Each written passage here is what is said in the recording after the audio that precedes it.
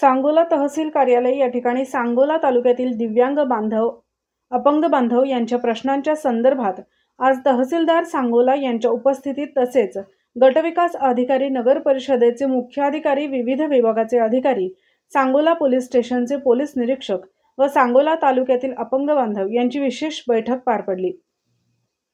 यावेळी आमदार शहाजी बापू पाटील यांनी सांगोला तालुक्यातील अपंगांचे प्रश्न समजून घेऊन ते जागेवरच निपटारा करण्यात आला। सांगोला तालुक्यातील दिव्यांग अपंग बांधवांचे तहसील कार्यालयाशी संबंधित पोलीस स्टेशनच्या संबंधित 95% प्रश्न निकालात काढून अपंग बांधवांना मोठा दिलासा दिला आहे।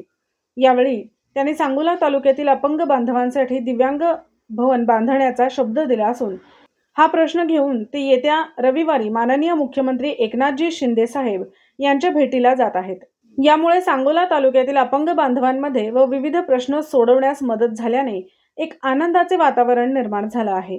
या संदर्भात बहुजनांचे नेते बापूसाहेब ठोकळे यांनी आमदार शहाजी बापू पाटील यांचे आभार मानले आहेत व अशाच पद्धतीने अपंगांच्या प्रश्नासाठी महाराष्ट्रात लढा देणारा आमदार म्हणून शहाजी बापू पाटील हे पुढे येत आहेत असेही यावेळी बोलताना त्यांनी सांगितले।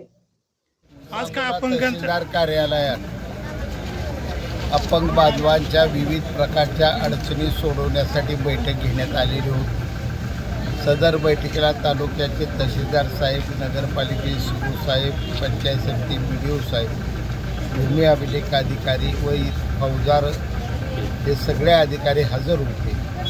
अपंगाच्या नेतृत्व करणाऱ्या नेत्यांनी त्यांचे सर्व प्रश्न मांडले।